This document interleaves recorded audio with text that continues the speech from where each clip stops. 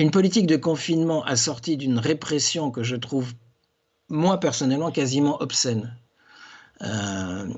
Infliger des amendes qui vont jusqu'à 3 500 € à des gens qui gagnent, qui sont peut-être au RSA et qui en peuvent plus, qui sont en train de devenir dingues dans le confinement et qui vont essayer de prendre l'air, d'accord, une telle violence, une telle férocité, jusqu'à des peines de prison ferme, etc. Alors que dans le même temps, on oblige d'aller au travail, que les photos du métro parisien, gare du Nord à 6 h du matin montrent des quais bondés, montrent des gens à touche-touche, d'accord? Je veux dire, qu'est-ce qu'il raconte ce gouvernement?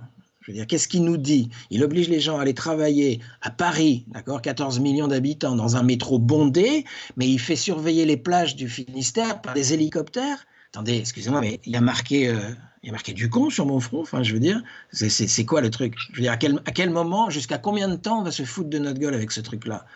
Je veux dire, soit il y a un problème de confinement et on confine, soit on peut envoyer tout le monde bosser dans le métro et il faut arrêter d'emmerder le monde parce qu'ils vont prendre l'air sur une plage.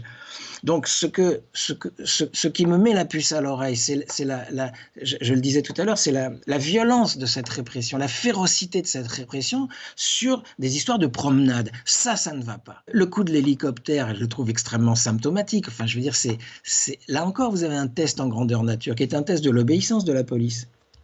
Est-ce que la police va... Les 160 000 personnes mobilisées, est-ce qu'ils vont accepter cette politique de répression? C'est un test. Est-ce qu'on va trouver un gendarme avec suffisamment de neurones dans la tête pour conduire un hélicoptère au-dessus d'une plage pour traquer une petite vieille qui va respirer? Oui, manifestement, on le trouve. Donc il y a un vrai test en grandeur nature de contrôle d'une population, avec une répression épouvantable, mais qui s'adresse sur du plaisir, de la détente, d'accord, mais pas le travail. Le travail, il faut aller bosser. Par contre, se détendre, ça, c'est pas bien. Là, vous avez une moralisation du problème. Enfin, c'est insensé.